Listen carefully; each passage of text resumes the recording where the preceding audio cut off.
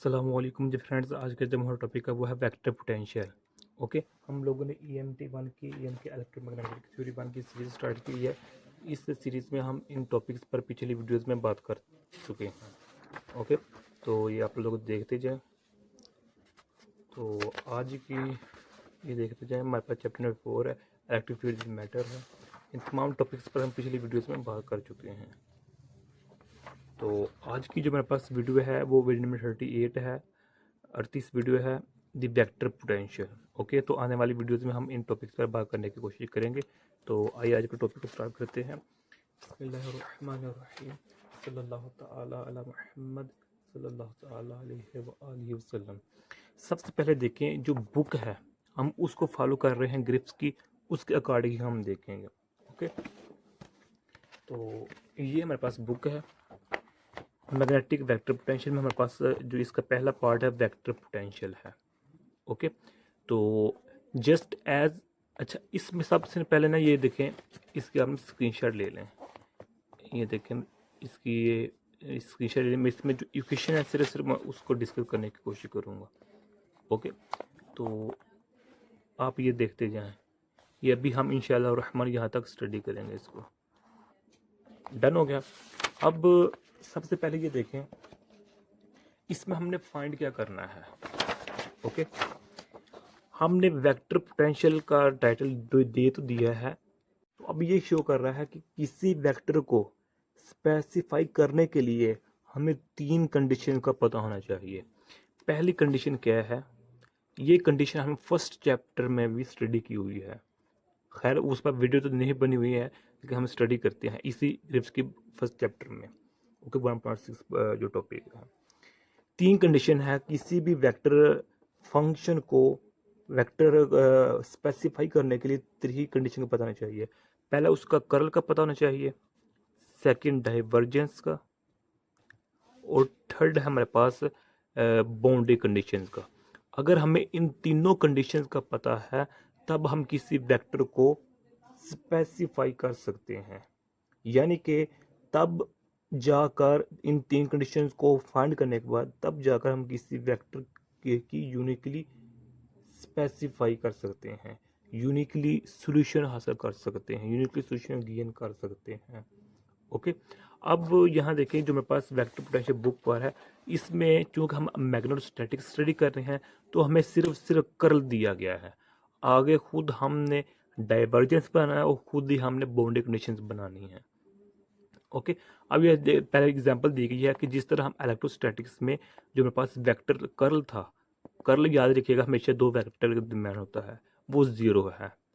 और ये permitted us to introduce a scalar potential in electrostatics, यानी कि इलेक्ट्रोस्टैटिक्स में हमने ये फार्मूला प्रूव किया हुआ है। यानी कि ये देखें, जो चैप्टर 2 था इलेक्ट्रोस्टैटिक्स का, इसमें जो मेरे पास वीडियो थी, ये video number 7, introduction to electric potential and example number 7, इसमें हमने इस फार्मूले को प्रूव किया हुआ है इसको। अब यहाँ क्या गया है कि del dot B is equal to 0 invites introduction of a vector potential A in magnetostatics, जो कि मेरे पास ये है। ओके, तो अब यहाँ देखें कि ये मेरे पास इलेक्ट्रोस्टैटिक्स में है, ये मैग्नेटोस्टैटिक्स में है। अब जिस तरह मैं पहले बता चुका हूँ कि जो मेरे पास डेल डॉट बी है वो इक्वल टू 0 है। यानी कि जब हमने लास्ट वीडियो ये देखा था, जब हमने इस वीडियो पर बात की थी कंपैरिजन मैग्नेटोस्टैटिक्स में, इसी में देखें जो मेरे पास मैग्नेटोस्टैटिक्स में जो डाइवर्जेंस होता है वो इक्वल टू 0 होता है, और जो कर्ल होता है वो नॉन ज़ीरो, यानी कि यू म्यू नॉट जी की इक्वल होता है। इसको हम पेरला भी कहते हैं। ओके, तो अब जो मेरे पास डेल क्रॉस बी है, ये भी वेक्टर भी है, तो हम जानते हैं कि मैग्नेटोस्टैटिक्स में जो इसकी वैल्यू किसकी इक्वल है, इसकी इक्वल है। ओके, ये देखें, इसकी वैल्यू इसकी इक्वल है, ये मेरे पास अम्पेयर है, ये मेरे डिफरेंशियल फॉर्म अम्पेयर्स लॉ की है। ओके, इसकी इंटीग्रल फॉर्म भी होती है। इस पर हमने एक बकाया तौर पर वीडियो भी बनाई हुई है। यानी कि ये देखें, जो मेरे पास वीडियो नंबर 37 है, उस पर हमने ये वीडियो नंबर 37 है, इसका जो सी पार्ट है, इसमें हमने सी पार्ट को 3 इसमें डिवाइड किया, एम्पेयर लॉज को इसकी डिफरेंशियल फॉर्म में, इंटीग्रेशन फॉर्म में और इसकी एप्लीकेशन में। ओके, तो आप वहाँ से देख सकते हैं। इसके लिंक तो इंशाल्लाह आप लोगों को डिस्क्रिप्शन में मिल जाएंगे। खैर, कि जो ये इसके वैल्यू इक्वल है। अब इसमें हम चेंजिंग करते हैं। चेंजिंग किस तरह करते हैं कि ये डेल है, ये क्रॉस है। अब बी की वैल्यू मेरे पास ये है तो ये है। अब ये मेरे पास फार्मूला बन चुका है। अब इस फार्मूले को जब हम ओपन करेंगे तो मेरे पास ये आ जाएगी, यानी कि जो मेरे पास ये फार्मूला है, ये फार्मूला हमने कहाँ से लिखा है कि जो मेरे पास अगर मैथमेटिकल जो फार्मूलाज हैं उसमें देखें कि जो मेरे पास ये डेल है क्रॉस डेल क्रॉस एच, ये एच क्या है, वेक्टर क्वांटिटी है। ओके, ये किसके इक्वल होता है, इसके इक्वल होता है। ओके, ये फार्मूला हमने यूज़ किया है। ओके, अगर इधर हमारे पास डॉट होता, इसकी जगह मेरे पास क्या होता, डॉट होता, तो मेरे पास डेल क्रॉस एच किस इक्वल होना था, ज़ीरो इक्वल होना था। तो ऊपर वाले फार्मूले को हमने अप्लाई किया है तो हमारे पास क्या आ गया, ये फॉर्म आ गई है। तो इस फॉर्म से हम इस फॉर्म में कन्वर्ट हो चुके हैं, यानी कि ये इसको हमने इसकी को लिखा है जिस तरह हमने पहले देखा था कि इसकी हमेशा इसकी इक्वल होती है। Now the electric potential had build any energy you can add to potential any function whose gradient is zero which is say any constant with और अल्टरनेटिंग फिजिकल क्वांटिटी ई। यानी कि जिस तरह हम इलेक्ट्रोस्टैटिक्स में देखते हैं कि हम पोटेंशियल में, यानी कि इलेक्ट्रिक पोटेंशियल में कोई ऐसी चीज़ कांस्टेंट, ऐसी चीज़ जिसका ग्रेडियंट ज़ीरो की इक्वल हो, यानी कि वो चीज़, वो फंक्शन हमारे पास क्या होता है, कांस्टेंट होता है, उसको हम वी में ऐड कर दें और ऐड करने से इलेक्ट्रिक फील्ड पर कोई इफेक्ट ना हो, तो हम वो इजीली ऐड कर सकते हैं, उसमें कोई परेशानी नहीं होती। ये इलेक्ट्रोस्टैटिक्स में देखते हैं। लेकिन हम मैग्नेटोस्टैटिक में बात कर रहे हैं तो likewise you can add to any vector, ये वेक्टर है, any function whose curl vanishes which is say gradient of any scalar with no effect on B. यानी कि इसी तरह हम मैग्नेटोस्टैटिक्स में बी में कोई एक फंक्शन ऐड कर सकते हैं और जो फंक्शन होगा वो भी क्या होगा, कांस्टेंट होगा, उसका कर क्या होगा, मैनिशीज होगा। ओके, वो बी पर कोई भी फर्क नहीं डालता होगा। जिस तरह इलेक्ट्रोस्टैटिक्स पर कोई भी फर्क नहीं, इलेक्ट्रोस्टैटिक्स में इलेक्ट्रिक फील्ड का पर कोई फर्क नहीं होता था, इसी तरह मैग्नेटोस्टैटिक्स में मैग्नेटिक फील्ड पर कोई फर्क नहीं होता। ओके, यानी कि हम सिर्फ सिंपल वर्ड बात यह है कि हम एक नई टर्म ऐड कर सकते हैं। We can explore this freedom to eliminate the divergence of A vector A. तो ये मेरे पास फ्रीडम है और उस फ्रीडम को हम एक्सप्लोर कर रहे हैं। ओके, वो अभी हम देखते हैं कि किस तरह करते हैं। डेल डॉट ए, यानी कि divergence of A is equal to zero है। अभी हमने देखा है कि ये देखें क्या है, ये वेक्टर क्वांटिटी है, तो हमारे पास ये भी वेक्टर क्वांटिटी है, तो ये किसकी इक्वल हो गया, जीरो को इक्वल हो गया। ओके, अब हम इधर एक नई चीज़ ऐड करते हैं जो हमारे पास ये है, ये देखिए ये हमारे पास ये है, ये वाली। ओके, तो हमारे पास ये क्या है, ये न्यू डाइवर्जेंस है और ये हमारे पास क्या है, ये लिखा हुआ है। To prove this is always possible suppose that our original potential is not divergenceless. यानी कि जो जो हमारे पास ये वाला पोटेंशियल है, ये हमारे पास डाइवर्जेंस लेस नहीं है बल्कि ये डाइवर्जेंस है, और इसको हम डाइवर्जेंस लेस बनाने के लिए ये फार्मूला यूज़ कर रहे हैं। यानी कि जो हमारे पास ये होगा, ये डाइवर्जेंस लेस होगा। जब हम इस ए नॉट को डाइवर्जेंस लेस बनाएंगे, तब हमारे जो सेकंड कंडीशन होगी, ये फाइंड करना हमारे लिए इजी हो जाएगा। ओके, तो अब इस फॉर्म को क्या करेंगे, मल्टीपल कर देंगे इधर भी डेल से और इधर भी डेल से मल्टीपल कर देंगे, हमारे पास ये आंसर आ जाएगा। ओके, तो अब नेक्स्ट देखिए क्या है।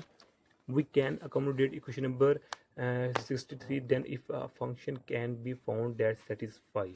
यानी कि जो del square lambda is equal to negative del dot E not को लिख दिया है। इसको हमने क्या किया है, हमने कि जो मेरे पास ये वैल्यू है, इस वैल्यू को हमने इसके इक्वल लिख दिया है। यानी कि ये देखें ना, अब इसकी वैल्यू इधर पुट करेंगे, ज़ीरो पुट करेंगे तो मेरे पास ये टर्म बच जाएगी। अब इसको इधर ही रहने दो, ये इधर आकर क्या हो जाएगी, नेगेटिव हो जाएगी। ओके, तो मेरे पास ये फॉर्म आ गई है। But this is mathematically identical to Poisson equation. यानी कि इसका सोल्यूशन हम पॉइसन इक्वेशन में देख चुके हैं जो कि इसके इक्वल है। यानी कि जो मेरे पास वीडियो नंबर 9 है, इसमें हमने 8 है, पॉइसन इक्वेशन और लैप्लास इक्वेशन पर बात की हुई है। ओके, तो अब ये मेरे पास बताया गया सब कुछ। ओके हो गया। अब जो मेरे पास ये इक्वेशन आई है, ये मेरे पास क्या है, पॉइसन की इक्वेशन, यानी कि ये एक्चुअली ये इक्वेशन है, तो इलेक्ट्रोस्टैटिक्स में हमने ये वैल्यू फाइंड की हुई है पॉइसन इक्वेशन की। ओके, अब यह देखिए, ये जो मेरे पास इलेक्ट्रिक पोटेंशियल की फॉर्म आई है, अब इस इलेक्ट्रिक पोटेंशियल की फार्मूले को हम देखते हुए इस लैम्बडा की वैल्यू निकाल लेते हैं, जो कि हमारे पास ये है।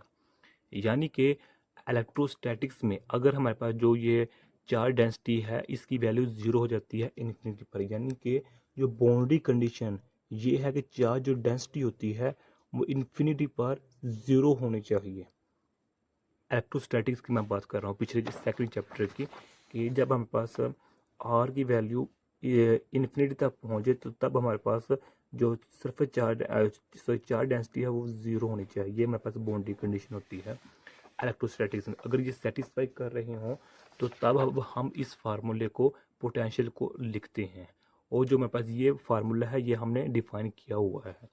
यानी कि आई थिंक ये लोकलाइज जी, ये देखें जो हमारे पास वीडियो नंबर 9 है ना, the potential of a localise charge distribution, इसमें हमने इस फार्मूले को डिफाइन किया हुआ है। यानी कि अब ये देखें कि जी, ये हमारे पास ये देखें the potential of localise charge distribution, जो मेरे पास वीडियो नंबर 9 है, इसमें हमने ये फार्मूला ड्राइव किया हुआ है पोटेंशियल का। ये वॉल्यूम के लिए है, ये वॉल्यूम के लिए है, ये पोटेंशियल वॉल्यूम के लिए है, ये पोटेंशियल एलिमेंट के लिए है, लेंथ के लिए, और ये सरफेस के लिए है। ओके, हम इस इक्वेशन को यूज़ कर रहे हैं 29 को, वही इक्वेशन है सेम टू सेम। अब इलेक्ट्रिक पोटेंशियल में हम, इलेक्ट्रोस्टैटिक्स में हम पोटेंशियल इस तरह लिखते थे। अब सिमिलर हम मैग्नेटोस्टैटिक्स में वही कंडीशन होगी, बाउंड्री कंडीशन, कि जो हमारे पास होगी, यहाँ चार्ज डेंसिटी था। ओके, यहाँ हमारे पास क्या है, डेल डॉट ए नॉट, इसकी वैल्यू एट इन्फिनिटी पर आर की जब वैल्यू इन्फिनिटी हो जाएगी, वहाँ इसकी जो वैल्यू होगी वो ज़ीरो की इक्वल होगी। अब जो लैम्डा की वैल्यू फॉर्म हांस होगा, उसको हम इसके फॉर्म में इस तरह लिख सकते हैं। ओके, तो अब जो मेरे पास ये लैम्डा है, ये लैम्डा क्या शो कर रहा है, ये लैम्डा की वैल्यू इक्वेशन हमें ये शो कर रही है, ये बता रही है कि अगर आपका vector, magnetic vector potential divergence less नहीं है, डाइवर्जेंस लेस नहीं है, तो उसको डाइवर्जेंस लेस बनाने के लिए, किसको, मैग्नेटिक वेक्टर पोटेंशियल को डाइवर्जेंस लेस बनाने के लिए आप इस इक्वेशन को यूज़ करें, इसकी हेल्प लें, तब आप जो जाकर जो मैग्नेटिक वेक्टर पोटेंशियल होगा वो डाइवर्जेंस लेस हो जाएगा। जब डाइवर्जेंस लेस होगा तो जो हमारे पास सेकंड कंडीशन होगी वो हमारे पास क्या हो जाएगी, यानी कि इजीली फाइंड आउट हो जाएगी डाइवर्जेंस। ओके, कर्ल तो हमें पहले दिया गया हो इस टॉपिक स्टार्ट में। ओके, और इसमें ये देखिएगा कि जो मेरे पास ये फॉर्म है ना, ये सिर्फ उसी वक्त में, उसी टाइम में, उसी सूरत में वर्क करेगी अगर इसकी वैल्यू ज़ीरो होगी, कब, एट इन्फिनिटी पर। ओके, अदरवाइज ये इक्वेशन भी हमारे पास हेल्पफुल नहीं होगी। एक यहाँ लॉ लिखा होगा कि पॉसिबल में, ये देखें, but the essential point remains, ये बात एक तरह का लॉ है, ये समझ लें। इट इज़, ये लिखा हुआ है, it is always possible to make the vector potential divergence less. आप मैग्नेटोस्टैटिक्स में वेक्टर पोटेंशियल को, यानी कि मैग्नेटिक वेक्टर पोटेंशियल को हमेशा डाइवर्जेंस लेस बना सकते हैं। ओके, उसके डिफरेंट मेथड हो सकते हैं डाइवर्जेंस लेस बनाने के लिए, लेकिन आप उसको इजीली बना सकते हैं।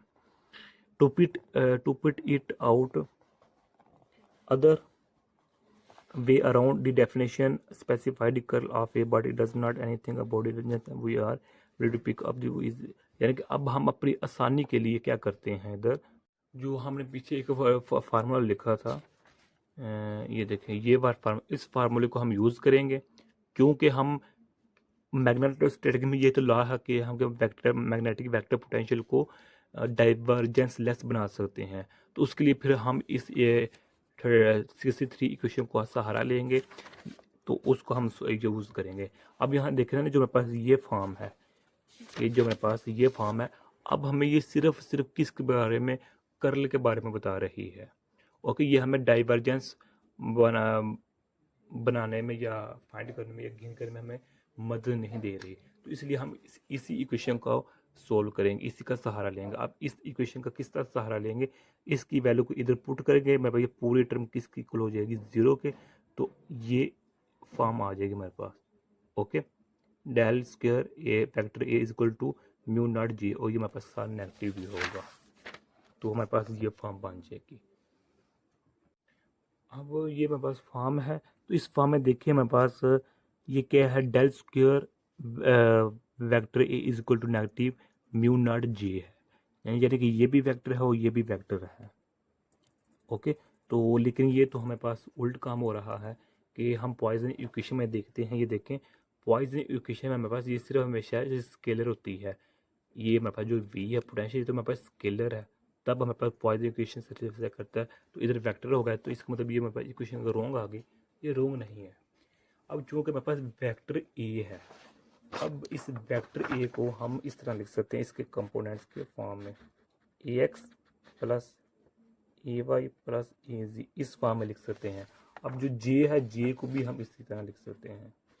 ओके, इस तरह हमारे पास ये जो वेक्टर होगा, इसको हम इसके स्केलर कंपोनेंट्स में डिवाइड करते हैं। ओके, और अब यहाँ देखें कि Poisson equation for component assuming जो मेरे पास ये जे है goes to zero at infinity, यानी कि मेरे पास ये बाउंड्री कंडीशन को सेटिस्फाई कर रहा है, इसलिए मेरे पास ये फॉर्म आई है ना। अब जो मेरे पास ये आई है, इसको अब हम यूज़ करेंगे, तो क्या करें, इन्फिनिटी पर we can read off this solution. अब ये मेरे पास फॉर्म आ चुकी है, जिसके पीछे हम इतना लंबा काम किया था, वो मेरे पास फॉर्म ये है in the form of volume, यानी कि हमारे पास ये वेक्टर मैग्नेटिक वेक्टर पोटेंशियल आ चुका है, जिसका हमारे पास ये आंसर है। ओके, कि इसका यानी कि जो मैग्नेटिक वेक्टर पोटेंशियल है, इसका यूनिक आंसर हासिल करने के लिए, यूनिक वैल्यू गेन करने के लिए हमें कुछ ना कुछ स्पेसिफिक वैल्यूज़ चाहिए। स्पेसिफिक वैल्यूज़ कर्ल के फॉर्म में होनी चाहिए, डाइवर्जेंस के फॉर्म में चाहिए, और बाउंड्री कंडीशन के फॉर्म में, यानी कि दूसरे लफ्ज़ों में ये तीन कंडीशन सेटिस्फाई होनी चाहिए। तीनों कंडीशन मेरे पास सेटिस्फाई कर रही हैं। जे की वैल्यू अगर जो मेरे पास ये जे है, इसकी जो वैल्यू है आर इनफिनिटी पर, इसकी वैल्यू जे की वैल्यू क्या है, 0 है। ओके, तो अब हमने क्या किया है कि जो हमारे पास मेन काम इसने हमारा सोल्व किया है इक्वेशन नंबर 63 ने, जब हमने इसको यूज़ किया था। क्योंकि जो हमारे पास ये थी फॉर्म, ये हमें सिर्फ कल के बारे में बता रही थी। अब इसकी मदद से हमने यहाँ से क्या लिया, डाइवर्जेंस फाइंड कर लिया, और बाउंड्री कंडीशन भी फाइंड होगी, तो मेरे पास ये फॉर्म आ गया। ये मेरे पास वेक्टर पोटेंशियल, ये डी टॉ किसको शो कर रहा है, वॉल्यूम को। अब इस वेक्टर पोटेंशियल को हम एलिमेंट की फॉर्म में लिख सकते हैं, लेंथ की फॉर्म में भी, और सरफेस की फॉर्म में भी इसको हम लिख सकते हैं। तो लिहाजा ये आज का हमारा इतना सा टॉपिक था कि हम मैग्नेटिक वेक्टर पोटेंशियल की को फाइंड कर सकते हैं। ओके, उसके कर्ल, उसके डाइवर्जेंस, उसके बाउंड्री कंडीशन की वजह से। ओके, तो यही आज का हमारा इतना सा टॉपिक था। अगर आप लोगों ने अभी तक हमारा चैनल पाक MN अकेडमी इसको सब्सक्राइब नहीं किया तो प्लीज़ सब्सक्राइब कर दें, इस वीडियो को लाइक कर दें। जज़ाकल्लाह खैरा, अपनी दुआ में याद रखिएगा। अस्सलामु अलैकुम रहमतुल्लाहि व बरकातुहू।